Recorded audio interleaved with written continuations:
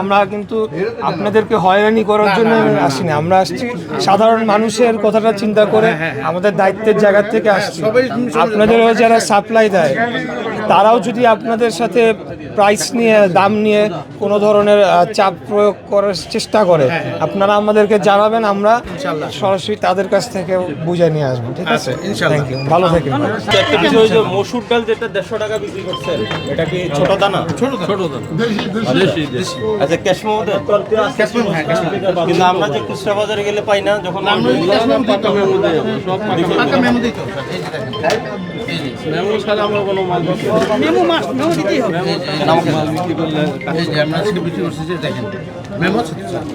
সবচেয়ে সুস্বাদু হালিম রাঁধুনি হালিম। হালিম হোক রাঁধুনি হালিম।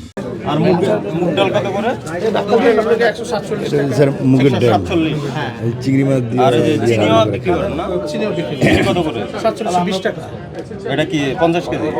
প্রতি কেজি কত পড়ে? 94 টাকা 10 পয়সা। বাজারে তো 100 টাকা বিক্রি করে, খুচরা বাজারে। আর আপনার এই যে রমজান উপলক্ষে কোনো পণ্যের ঘাটতি আছে? কোনো পণ্যের ঘাটতি পর্যাপ্ত আছে, সরবরাহ স্বাভাবিক আছে? তাহলে মূল্য তালিকা দিয়ে রাখবেন আর ক্যাশ মেমো দিয়ে রাখবেন। ঠিক আছে, মুগডাল রং মিশন না? হ্যাঁ, না ওই মুগডাল আমরা এখন রং দেওয়া মুগ ডাল না ঠিক আছে। আজকে আমাদের স্যার স্বয়ং নিজে আসছেন দেখার জন্য। ইনশাআল্লাহ আবার আসবো ইনশাআল্লাহ। সাপ্লাই কি পর্যাপ্ত আছে? কোনো সংকট নেই, তাহলে রমজানে কোনো দুর্ভোগ হবে না?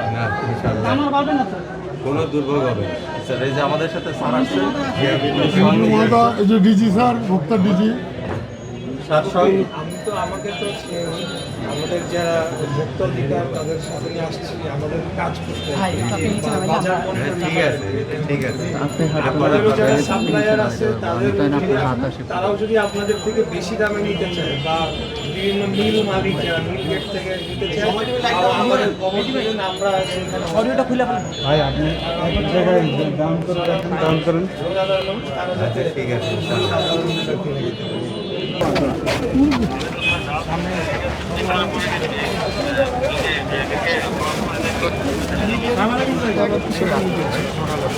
উনি একটা কাজ করে দিচ্ছে, তো ওটা রিপোর্টে ওনার কাজ শেষ না করে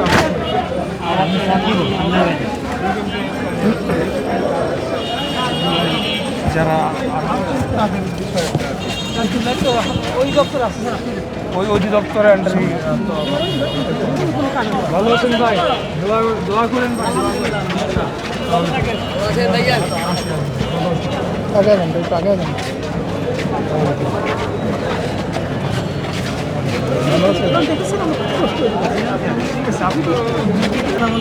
ভালো আছেন?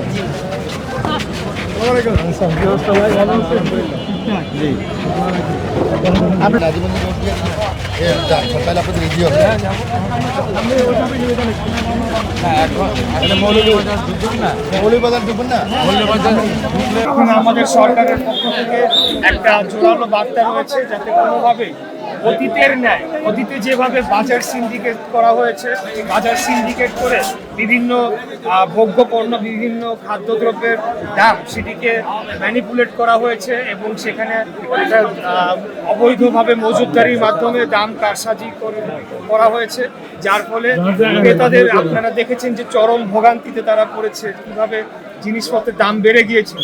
সেগুলো যাতে নিয়ন্ত্রিত অবস্থায় থাকে।